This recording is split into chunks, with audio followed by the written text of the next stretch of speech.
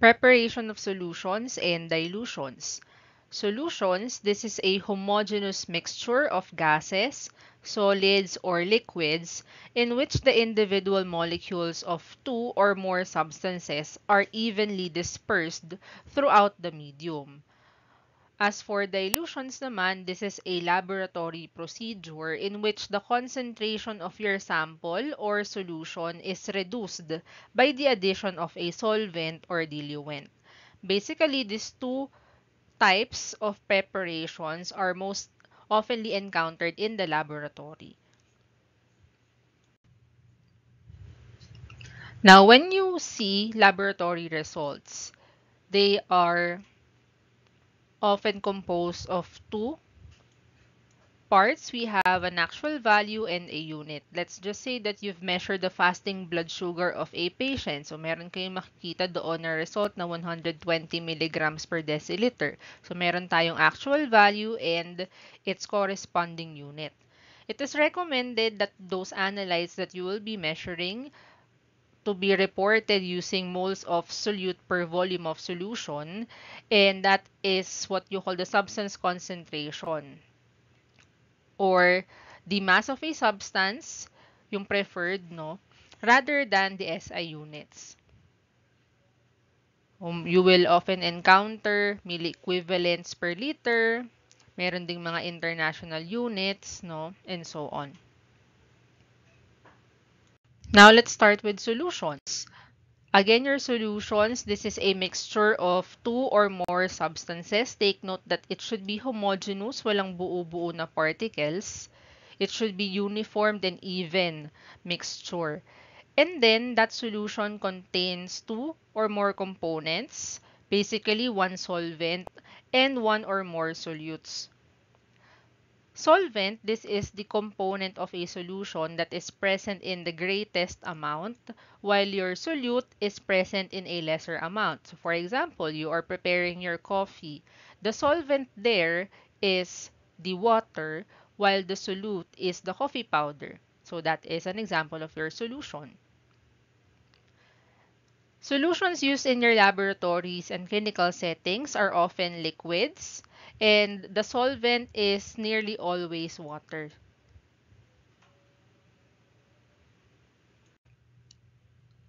Now, let's move forward to the types of solutions. We have the following. Let's focus on. First, we have a colloidal solution. This is a mixture of two or more substances. They are mixed together, but they are not chemically combined, meaning that they can be separated later on. This is a special type of mixture where the tiny particles of one substance, they are just scattered through another substance. So, common examples natin, we have foam, milk, smoke, no? In smoke, merong gas, but still, yung mga particles ng dust can be felt or even seen. Detergents, we have your gel, blood that can be later on separated, no, into two or more components. We also have paint and even cosmetics. Next is emulsion. This is a type of colloid that is formed by combining two liquids that normally don't mix. In an emulsion, one liquid contains a dispersion of the other liquid, so liquid in liquid. And then, the common types or common examples of emulsions include your water and oil. So, these are two liquids that even if you combine, no, they normally don't mix. The egg yolk and the egg white, butter, and even mayonnaise. Next, we have your saturated solution. This is one in which no more solute can be dissolved in a given amount of solvent at a given temperature, meaning that the solvent and the solute is in a perfectly balanced mixture already. So how can you tell if a solution is saturated na? If more solute is added to that solution and it does not dissolve already, then the original solution was saturated. Example, when you add your chocolate powder to the milk, so that Later on, it stops dissolving. Pag hindi na siya nag-dissolve, ibig sabihin na saturated na yung solution mo beforehand. Next, we have your unsaturated solution. This is a chemical solution in which the solute concentration is lower than its equilibrium solubility. Here, the solution completely dissolves the solute. More solute can be added and dissolved, meaning that the concentration is still lower than a saturated solution.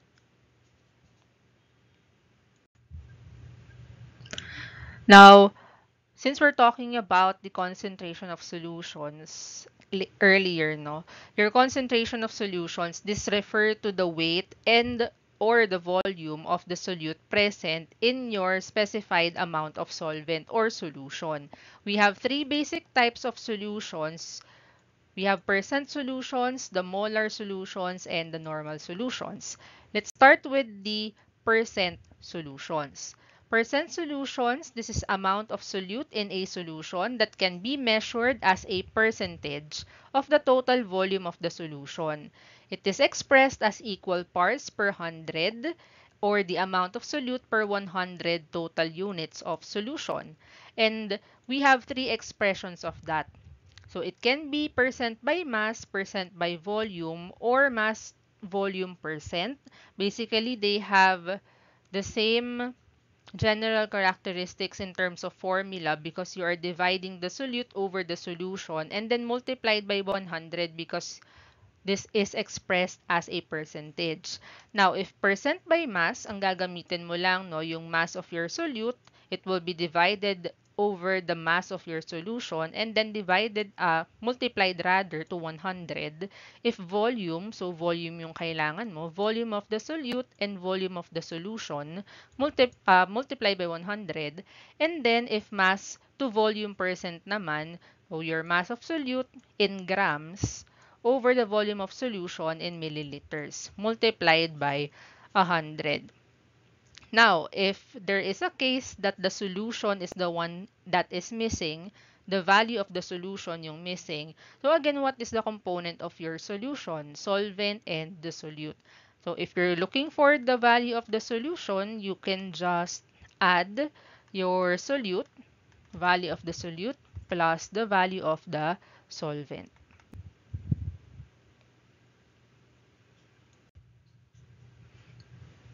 So let's try this example. What is the percent by mass concentration of sucrose in a solution made by dissolving 7.5 grams of sucrose in 86.5 grams of water? So let's just substitute our formula with the given. We have percent by mass,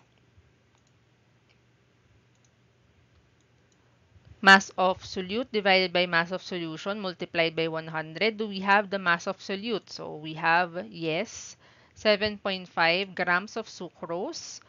Then divided by the mass of solution, do we have the mass of solution?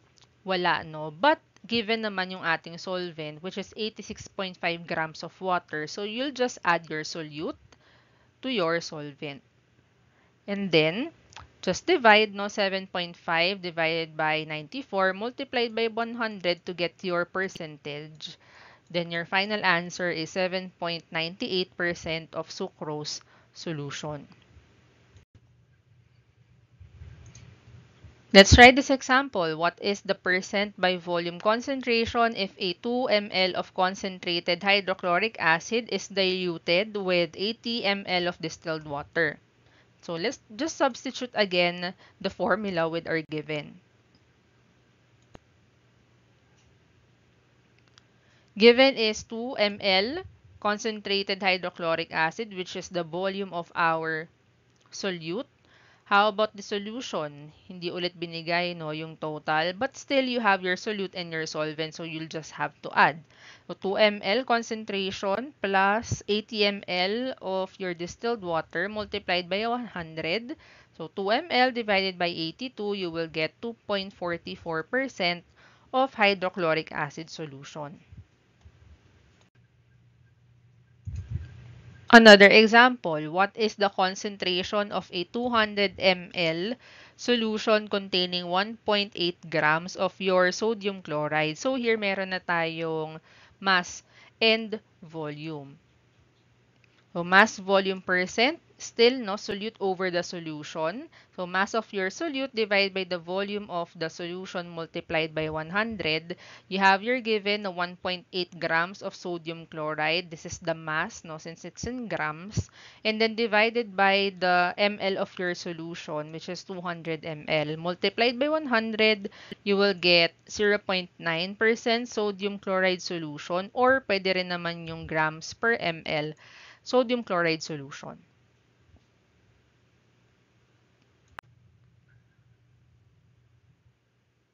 Calculating the amount of your solute or solvent in a given percent solution.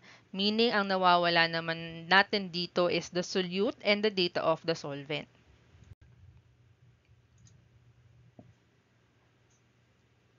Normal saline solution is used to dissolve drugs for IV use or intravenous use, which is normally 0.9% weight by volume sodium chloride in water. Question, how many grams of sodium chloride is needed if you are going to prepare a 50 ml of NSS? So, ma'am, paano po yun?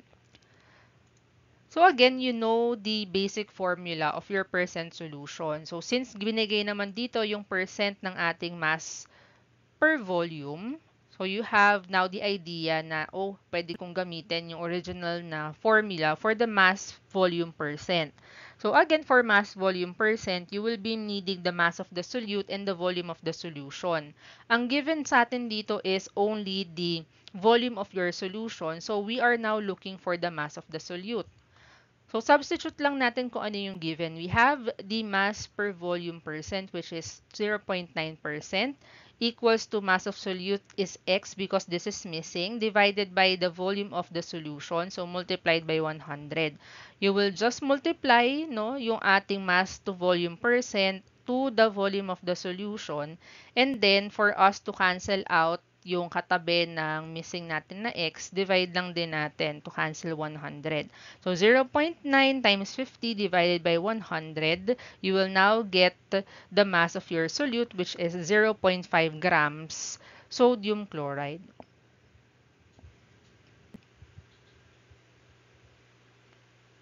So, ibig sabihin po ba nito, ma'am, maglalagay po ako ng 0.45 grams ng sodium chloride sa 50 ml ng NSS kasi yun yung gusto kong product eh, para makakuha ako ng 0.9% weight by volume sodium chloride in water? So, the answer is no. This is already your total final volume of the solution. So, how can you now get how much solvent you'll be needing? So, you go back to your basic formula for the solution. So, solution is equal to the solute plus the solvent. So let's just substitute. You have now your solution. Final solution is 50 ml. So ano pa yung value natin dito is 0.45 grams, no? Pwede naman tong interchangeable para hindi tayo mag-negative. So you're looking for your solvent. So you just subtract the solution.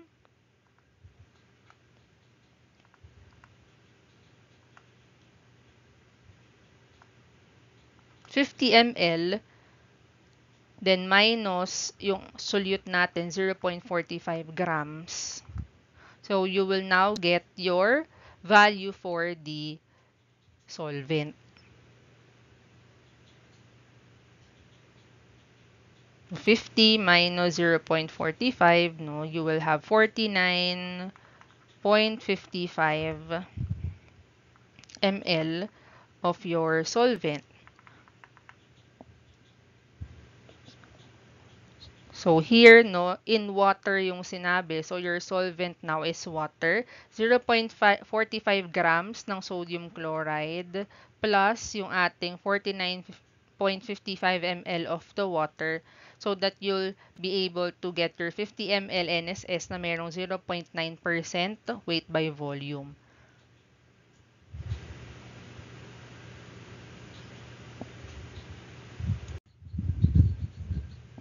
Next, 10% bleach or sodium hypochlorite is used to disinfect the benches before and after work.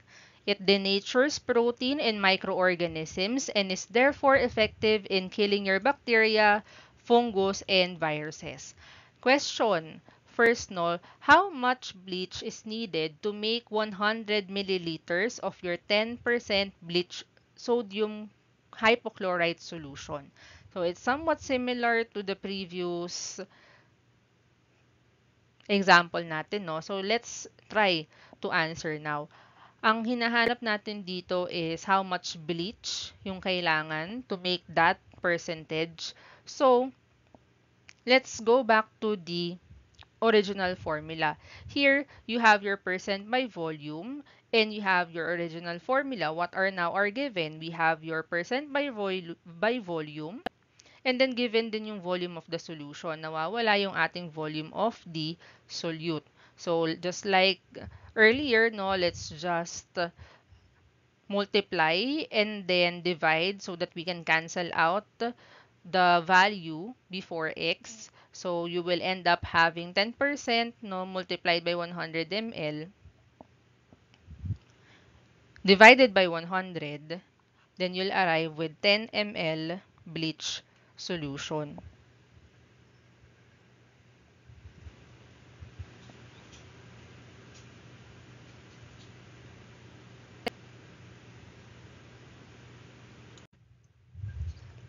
Next question, how much distilled water do you need to dilute your bleach? So you have your 10 ml bleach solution na kanina, no?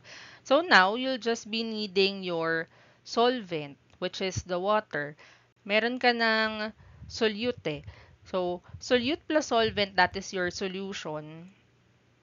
So in order for you to get, again, the amount of solvent, you'll just need to subtract.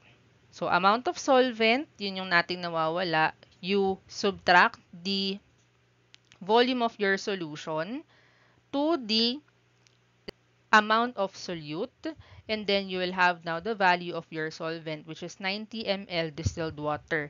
So, 90 ml distilled water plus 10 ml of bleach. So, ang final volume mo is 100 ml of what concentration? 10% bleach solution.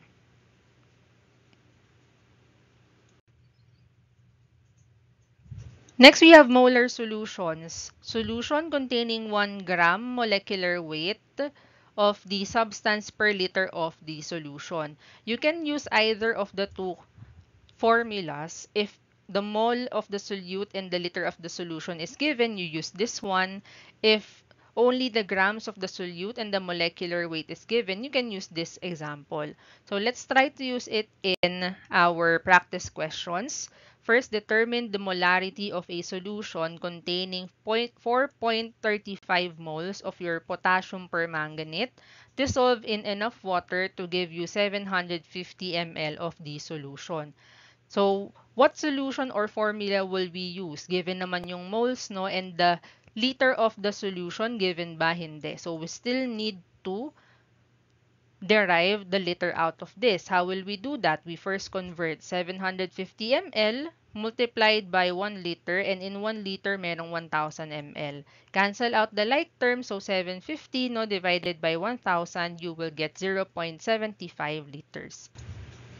So, to continue with our solution, 4.35 moles of potassium permanganate divided by 0.5 or 0.75 liters rather, you will get 5.8 molar potassium permanganate.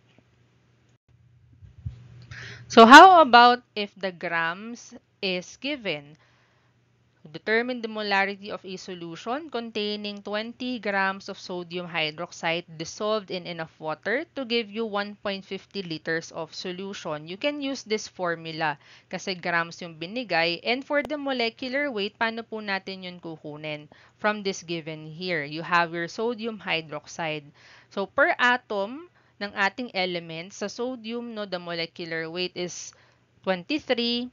Oxygen, 1 atom lang naman, no? So, 16. And then, hydrogen is 1. You will total them all for you to get the total molecular weight of sodium hydroxide. And this is what you'll use in your equation. So, grams of solute, you substitute. Given naman dito, 20 grams of sodium hydroxide divided by the total gram molecular weight of the given, which is sodium hydroxide. So, 40 grams per mole multiplied by the liter solution. Naka-liters naman dito, no? So, we don't have to convert. Final answer is 0.33 molar sodium hydroxide solution. Next, how many grams of ferrous sulfate is needed to prepare your 0.3 liter solution of 0.10 molar ferrous sulfite solution? This time, what's missing is the grams of solute. But since you know the original formula, we'll just derive the needed formula here. So, you know your molarity already, which is 0.10. Substitute lang natin ito. And then, it's equal to the grams of solute which is missing divided by the gram molecular weight. How will you get that? Since it's given here, you'll just have to add, but take note of the moles or atoms rather per element. This time, 4 atoms yung ating oxygen. So, you have to multiply.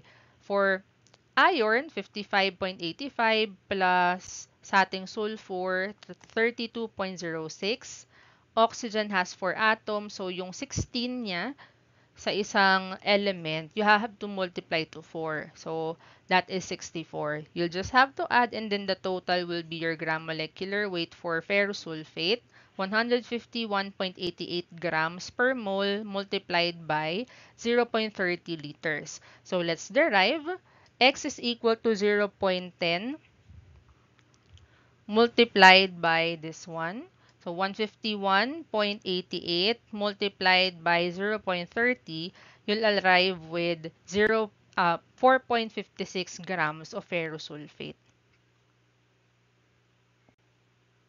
Next is the normal solutions, or this is the normality, which is least likely to be encountered than your percent and the molarity solutions, no? But it is useful when you encounter in titrations and chemical reagent classification. Here, the number of gram equivalent weight is per 1 liter of solution. So, the formula is grams of solute divided by equivalent weight multiplied by the liter of the solution. How will you get the equivalent weight? You will divide the molecular weight to the valence. As for the valence, you can get that by counting the number of hydrogen ions for acids. If bases naman, you will count the hydroxide ions or the atoms. And for salts naman, you will multiply the absolute value of the ions, just like in our examples here. So for this example, wala namang nakalagay, no, na higher than 1 for the hydrogen ion natin. So just 1. This one also, 1 yung valence. Next is 2, yung hydrogen ions, and then 3. For bases naman, still 1 yung hydroxide. Hydroxide is 1. Hydroxide is still 1, and then hydroxide is now 2. As for the salts, we need to multiply, no? So, cross-reaction kasi yung ating elements here. So, multiply natin. 1 times 1 is still 1. Calcium chloride, so calcium is 2. While dito wala naman, no? So, 2 times 1 is still 2. Then, lastly, 3 times 1. So, your valence here is 3. So, how will we now compute for the equivalent weight? First, you will need to get the gram molecular weight of the compound. If it is potassium hydroxide, this will be the value. So, given naman yan usually, no? For potassium, we have 39.1, oxygen is 16, and then hydrogen is 1. For this compound, wala naman tayong atoms higher than 1. So, we don't need to multiply any. Just add. And then the total is the total gram molecular weight for potassium hydroxide. And again, for gram equivalent weight, you need to divide the gram molecular weight to the valence. What is the valence of this compound? Wala naman tayong higher than 1 na naka-indicate doon sa hydroxide or hydroxyl part for this base. So, the valence is just 1. 56.1 divided by 1, still, your answer is 56.1 grams per equivalent weight. This is now the gram equivalent weight that can be used to solve for the normality. Now, let's try to use that in our practice question. Determine the normality of a solution containing 15 grams of potassium chloride dissolved in enough water to give you 0.20 liter solution. Given naman na yung ating molecular weights per element. Given, you have 15 grams of potassium chloride. Grams, this is the grams of your solute. You have the liters of the solution. You just need to get the equivalent weight. First, you derive the total gram molecular weight. So, potassium chloride, 39.10 potassium, and then 35.45 for chloride. Then, the total of that you divide to 1 because in this salt reaction, 1 lang din yung valence. 74.55 would be our answer. Then let's just substitute the values. 15 grams divided by 74.55 times 0.20, you'll get 1.01 normal potassium chloride solution.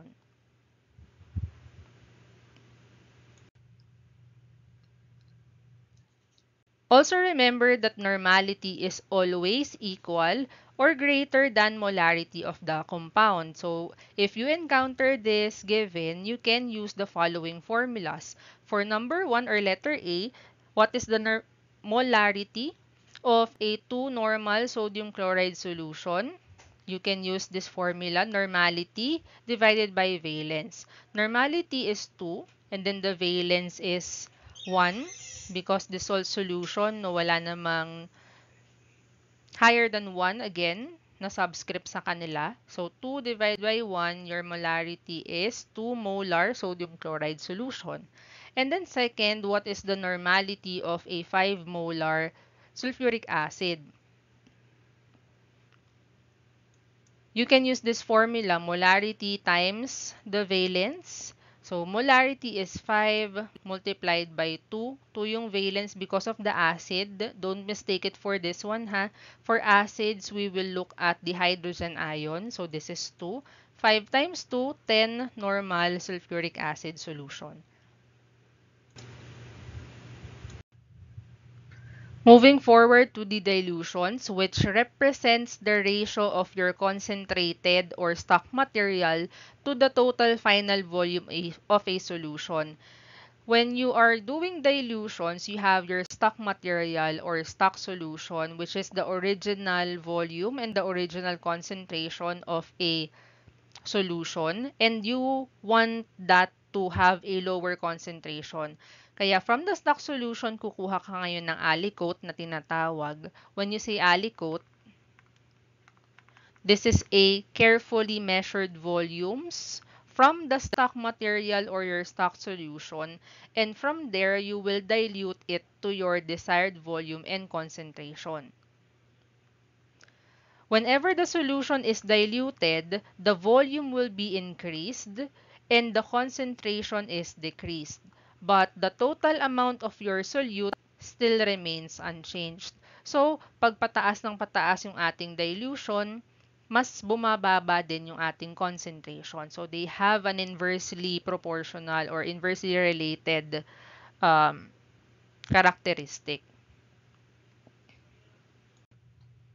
Types of your dilutions, we have your simple, serial, and then meron din doubling, no? But the doubling dilution usually follows the serial dilution naman, no? If the same lang naman yung ginamit na dilution factor, nado-double. So, multiplicative factor pa din naman. So, I'll just focus on this two, which is the simple and the serial dilution. Simple dilution. A specimen is diluted by combining 3 ml of the serum with 21 ml of saline. What is now the dilution of your serum? First, you need to get the total parts. So you have to add the parts of the serum with the parts of the saline, giving you total of 24 ml.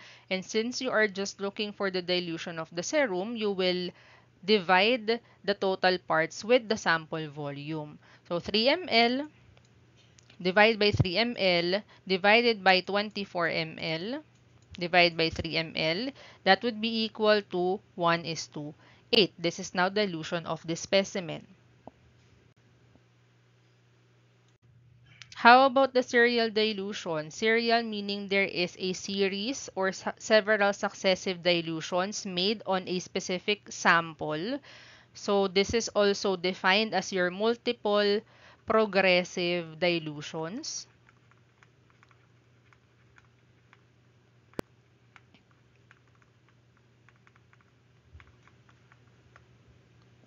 Still, your dilutions here are ranging from a more concentrated solution to a lesser concentrated solution.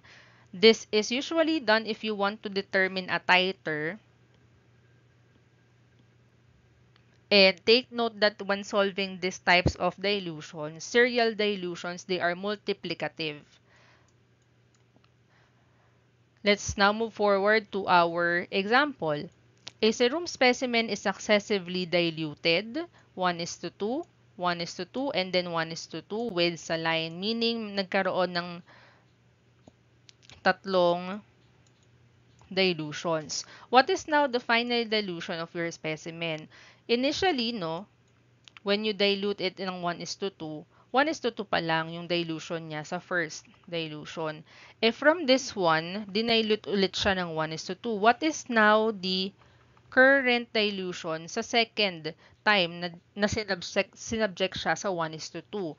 Kaya natin tinawag ng multiplicative factor because you will multiply the denominator. 2 times 2 is 4. So, in this case, sa second time na dinilute natin yung sample, the current dilution now is 1:4. Nagkaroon pa ng isang dilution after that, third dilution, and now your final dilution, yun yung hinahanap natin. So, since multiplicative factor nga, i-multiply lang din natin siya ulit, yung current dilution ng second time na dinilute natin, and then from the third, no, you will multiply 4 sa 2, you will now have your final dilution of the specimen, which is 1:8. Or, you can also make it into a ratio format. So, 1:8 yung ating dilution.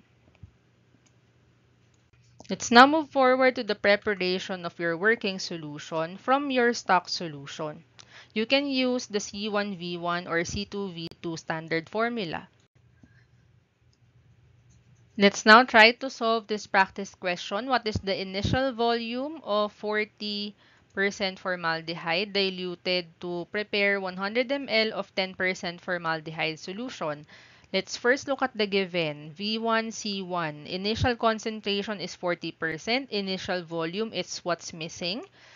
Final volume is 100 ml and final concentration is 10% formaldehyde solution. From your base formula na C1V1, C2V2, we can derive for our formula needed in this example. Ang kailangan lang natin is V1, so we need to cancel out C1, no?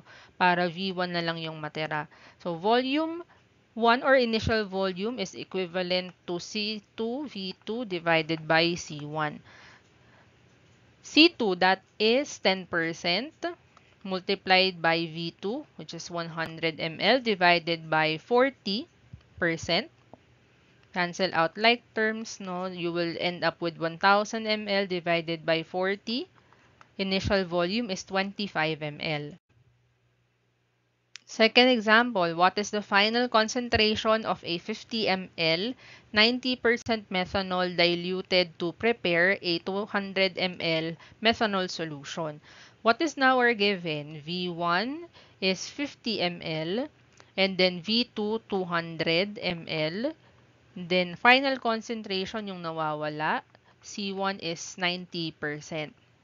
We can still derive our formula from this original equation here. C1V1, C2V2. The missing is C2. Para maiwan siya dyan, let's cancel out V2. So, our formula is C1V1 divided by V2. C2 is equal to C1, which is 90%, multiplied by 50 ml, which is V1, divided by the final volume, which is 200. You will arrive with this answer, 10% of methanol solution. So, this is now our final concentration.